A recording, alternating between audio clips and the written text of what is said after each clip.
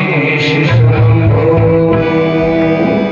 शंकर भगवान की जय। हर हर महादेव, हर हर महादेव।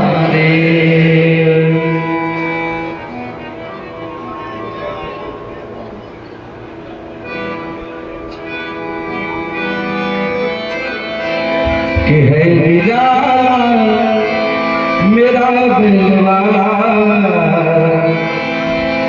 है निराला मेरा दिलवाला, जिसके माथे पर लंबी जटा है निराला मेरा दिलवाला, जिसके माथे पर लंबी जटा है और जटे में गंगा की धारा, और जटे में गंगा की धारा, शीश पर राधा का है और जटे में गंगा की धारा, शीश पर राधा का है निराला मेरा दिलवाला।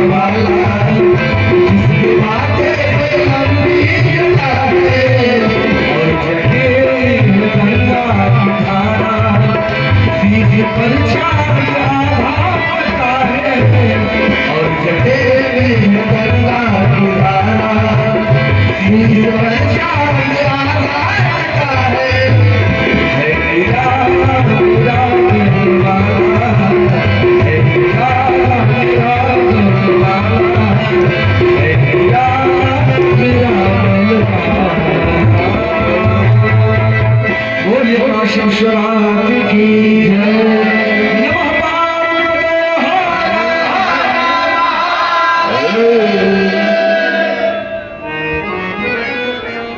ओम शंकराय नमः। ग्रहण हो गया। इसके बाद शिव भक्त मैदानों का भगवान शिव की शरण में कहा गया। भगवान शिव ने उसे अपनी भक्ति प्रदान किया और वितल लोक में जाने का आदेश दिया और वहां का राज्य दे दिया। और देव कार्य संपन्न करने के बाद शिव जी जो है अपने लोग कैलाश पर्वत पर चले गए। आगते करो यूयं स्वागतं भविष्यथा एतत्ते कथितं सर्वं चरितं शशिमौलिनः। शशिमौलिनः जिसके सिर पर चंद्रमा जी विराजमान है, ऐसे भगवान शिव का जो है आनंद स्वरूप कथा है, जो इसका गान करता है, श्रवण करता है। और धन्यम शिष्यम आयुष्यम धन धान्य प्रवर्धन, आयु को देता है, यश को देता है, धन धान्य की वृद्धि करता है, स्वर्गदम मोक्षदम, स्वर्ग सुख को देता है, मोक्ष देता है। एयं हि परमाख्यानाय वटे श्रुण्यात् तदा यमुक्त्वा अखिलान् कामान् ते मुक्तमवाप्नुयात्। संपूर्ण सुख का भोग करके भगवान शिव की कृपा से अंत में मुक्ति को प्राप्त करता है।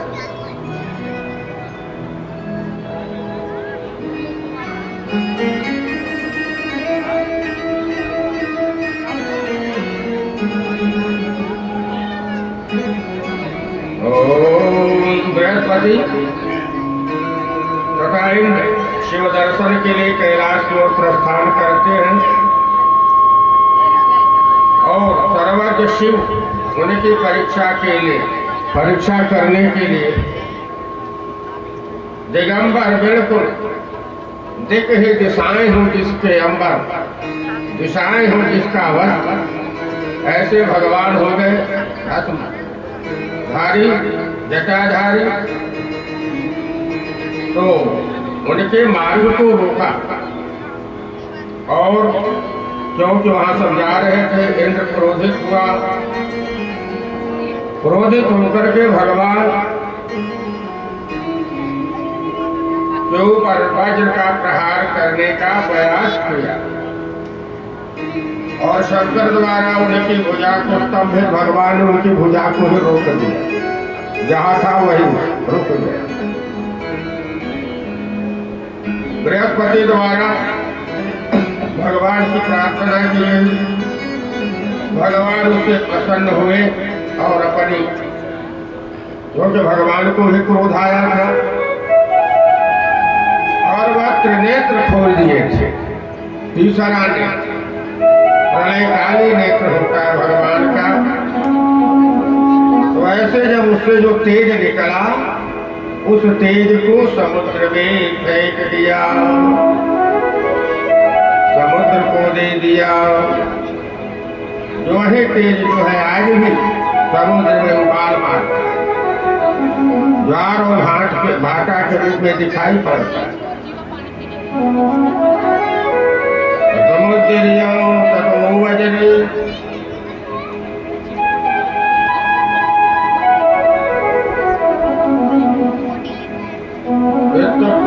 करे धृत्वा सतेजो नलमद्भुतं बाणनेत्रा समुद्भूतं प्रतिपल्लवणं धसी। तो भगवान ने ऐसा कहकर शंकर जी ने अपने तृतीय नेत्र से उत्पन्न अपने तेज रूप अद्भुत अग्नि को हाथ में लेकर के समुद्र में फेंक दिया, जिससे समुद्र छार हो गया, समुद्र खारा भी हुआ और उसको गाल भी मारने लगा। इसके बाद भगवान शंकर अलक्षित हो गए। इस तरह से बृहस्पति भय से मुक्त हो गए और परम सुख को प्राप्त किया उन्होंने। वेददर्थम गमनोद्युक्तो दर्शनं प्राप्य तस्य वै कृतार्थो गुरुशक्रौ हि स्वस्थानं जगमतुर्मुदा। भगवान शिव के दर्शन से जो लोग वहां गए थे, ऋषि मुनि सब बड़े प्रसन्न हुए और फिर अपने अपने स्थान पर चले आए। प्रेम से बोली शंकर भगवान की। समुद्र में प्रक्षिप्त भगवान शंकर की जो नेत्र की अग्नि थी, समुद्र के पुत्र के रूप में जलंधर प्रकट होता है। कालनेमी की पुत्री वृंदा के साथ उसका विवाह होता है।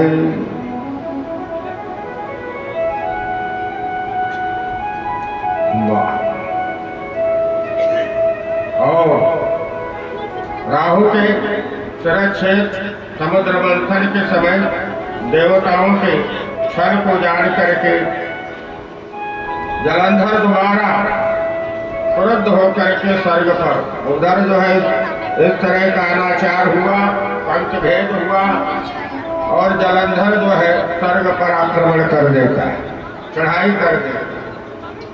इसमें जो है देवताओं की पराजय हुई, इंद्र पराजित हुआ और अमरावती पर जलंधर का अधिकार हो गया। और जब अधिकार हो गया उससे भयभीत होकर के सभी देवता लोग गुफा में छिप गए।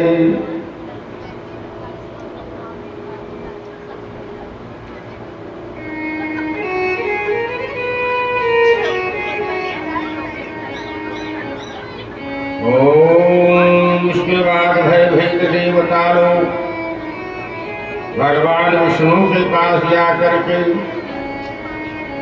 भगवान विष्णु की प्रार्थना किया और इस तरह से भगवान की शक्ति से युक्त होकर के जलंधर की सेना के साथ भयंकर युद्ध हुआ। देवावतोर्ते के महाबाहो भगवान मधुसूदन नमस्ते देव देवेशो सर्वदैत्य विनाशक। एतदेन वचस्कृत्वा देवानां मधुसूदनः जगादपर्णा सिन्धोर्वेगनिर्लाजया गिरा। इस तरह से देवताओं ने भगवान की प्रार्थना से भगवान प्रसन्न हुए और उन्होंने कहा भयं त्यजत हे देवा गमिष्यामः वाहनम्। आप लोग भय का त्याग कर दीजिए और जलंधरेण दैत्येन करस्यामि पराक्रमं विस्तृता सहसोत्थाय दैत्यानि चन्द्रमानसः। उस जलंधर का मैं वध करूंगा। ऐसा कहकर के खिन्न मन भगवान गरुड़ पर आरूढ़ होकर के भक्ता नाम भयंकर भक्तों को भय प्रदान करने वाले भगवान गच्छन्तं वल्लभं दृष्ट्वा चल दे। जाते हुए भगवान को देख करके लक्ष्मी ने कहा कहाँ जा रहे हैं? बिना बताए भाई घर से कोई जाए और घर के मालिक को कोई न बतावे तो बड़ा उपद्रव होगा। बता कर ही जाना चाहिए। तो हमने वल्लभानाथ वक्ता यदि च सर्वदा तत्कथं ते मम व्राता युद्धे मध्य कृपा निधे। का लगता है आप जो है कुछ गड़बड़ करने जा रहे हैं। तत्कथन में मम भ्राता जलंधर का वध करने जा रहे हैं। जलंधर मेरा भाई है, क्यों कि लक्ष्मी जी भी समुद्र से ही पैदा हुई है और जलंधर अधिपति है। मेरे भाई का वध मत करिए। और वह बड़ा पराक्रमशील है। जब वहाँ पर तदनंतर देवा चक्रुयुद्धम प्रहर्षिता तेजसा हरे पुष्टा वहाँ बल समन्विता। वहाँ पर भगवान ने और जाते उसके साथ युद्ध होता है। द्योतम समानुष्य दैव सैन्याम उपस्थितम, देवताओं की सेना भी उपस्थित हो जाती, दैत्यानाम आज्ञा पास। और इस तरह से दुर्मद दैत्यों के साथ जो है युद्ध हुआ। और ऐसे स्थिति में जलंधर कहता है, भो दैत्यवरायुयम शुद्धम स्वरूप सुस्तरम, बड़ा भयंकर युद्ध हो रहा है और तुम लोग भी आ जाओ, बिना तुम लोगों को युद्ध का निर्णय होने वाला नहीं है। दैत्या जलंधर ज्ञाता युक्तम युद्ध विशारदाः दैत्यसुरास्तर्वे चतुरंग बलान्विताः। इस तरह से पराक्रम से युक्त होकर के जलंधर भगवान से युद्ध करने लगा। युद्ध में पराक्रम से जलंधर के भगवान बड़े संतुष्ट होते हैं और संतुष्ट होकर के उसके नगर में चले जाते हैं। प्रेम से बोले लक्ष्मी नारायण भगवान की, श्रीमन नारायण नारायण नारायण, श्रीमन नारायण नारायण